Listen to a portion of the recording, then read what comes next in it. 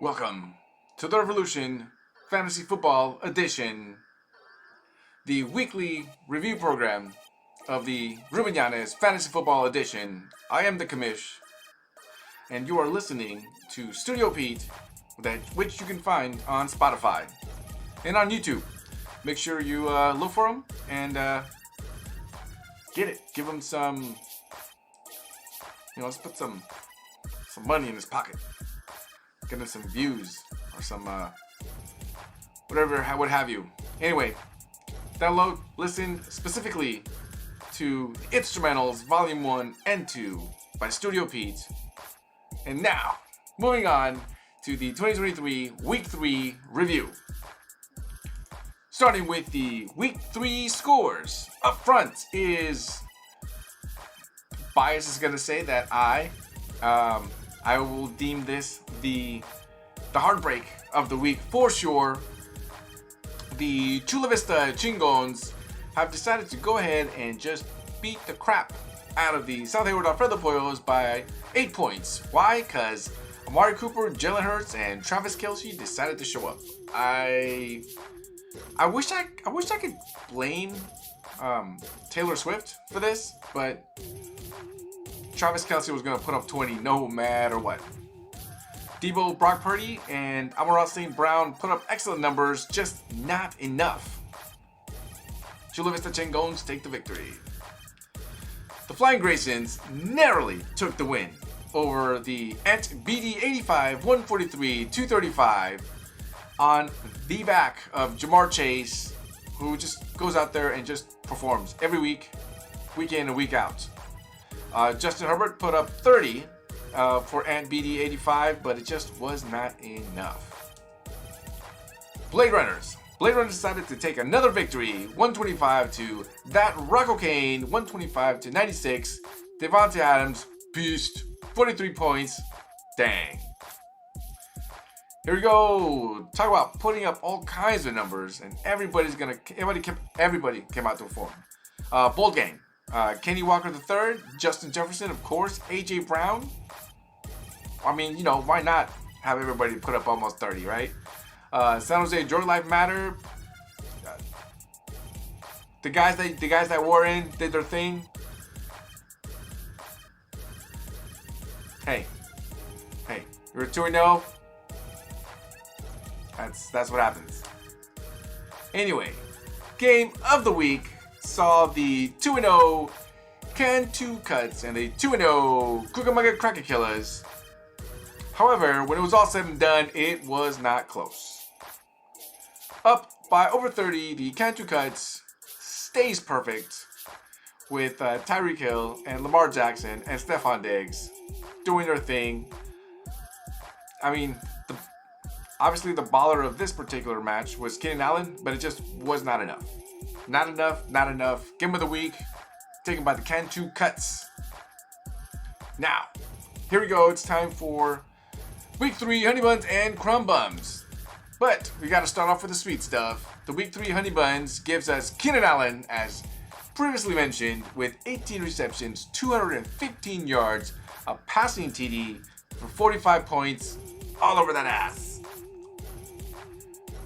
However, Tyreek Hill, not to be overshadowed, the Dolphins put up 70 points, and 6 of those points were from Tyreek Hill, off 9 receptions, 157 yards, 32 points. You know what? Everybody feasted. Every Dolphin did their thing. And just as a reminder, like half the Dolphins were 49ers. Anyway, the Week 3 Crumb Bums, we have, plain and simple, chosen twice. Like I literally just said, Broncos allowed 70 points, which is the second most points since the merger or something, and something about that the Dolphins chose to not kick that field goal right at the end to make it 73, which would have broken the record because I guess previously it was 72. However, how much? 70 points is disrespect. I mean, 70 points is disrespect. Got the Broncos -6 points. Crumb bump twice. And I will remind everyone that actually no one in the league started the Broncos defense. So the Broncos defense was actually not eligible for this category. However, after an emergency meeting with the vice commish, we did decide that regardless of any of that, the entire world had to know that the week 3 crumb bum, no matter what anybody else did, was in fact the Broncos defense. Again, they're available for a claim. Don't do it. 70 points allowed, -6 points. I don't know. Though, they did say that Mike McDaniel used to be the ball boy over in Denver, which makes it more funny. And then how they wouldn't even take him for an interview when they had a vacancy, which I think is part of the reason why they were like, hey, these guys don't think I can coach. Let's go put up 70 right now. And they did. However, you know who did nothing for your starting lineup? All those guys that you put on the bench. I should know. Tua Tagovailoa, who was a part of those 70 points, 300 of those 700 and some odd yards of total offense. Well, half of those was Tua throwing. 4 touchdowns were counted there out of the 10. 30 points. 30 points. That would have been really helpful for the Alfredo Pollos. However, it was not so. Just like the Cracker Killers. Not that it was needed, but they missed out on 7 receptions, 121 yards, touchdown, 27 points from Mike Williams. And it's too bad you didn't get it then, because you're going to get nothing the rest of the season. Torn ACL. Ooh.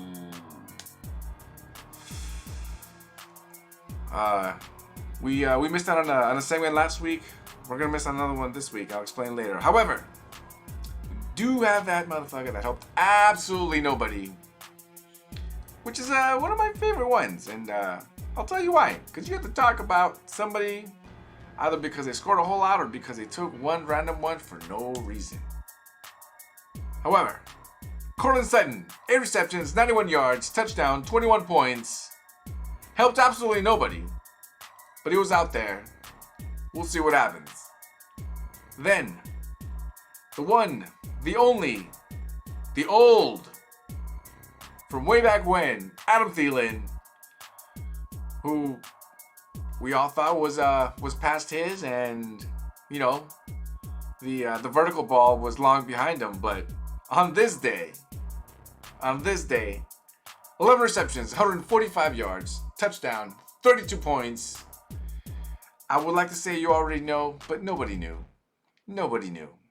Let's see if he can do it again. But now, let's take a look at the upcoming week with the Thursday night football preview, where we have the Detroit Lions, who are on the road and favored against the Green Bay Packers. The over-under on this is 45.5.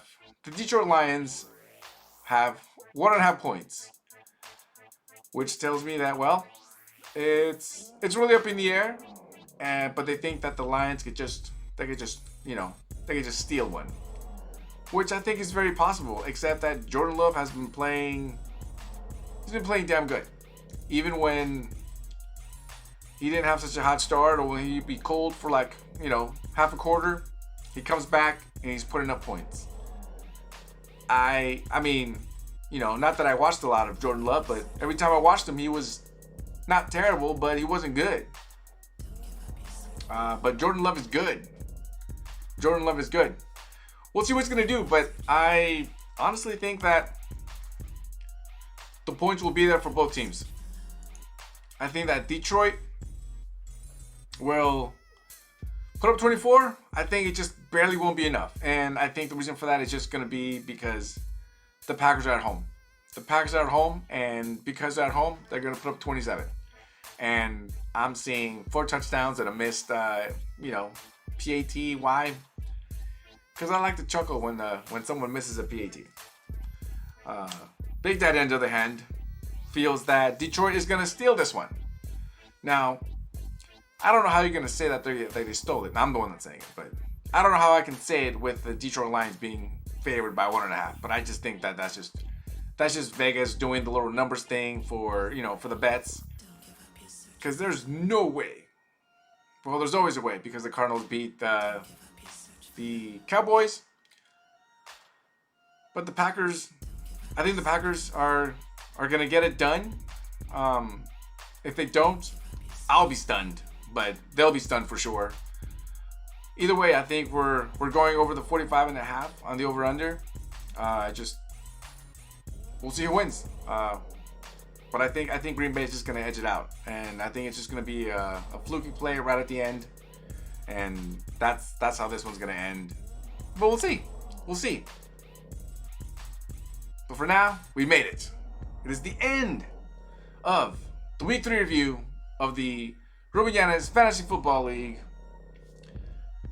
Don't worry, we will bring back my favorite segment, your favorite segment, Does Big Daddy Know? Alright, we'll catch you guys next time.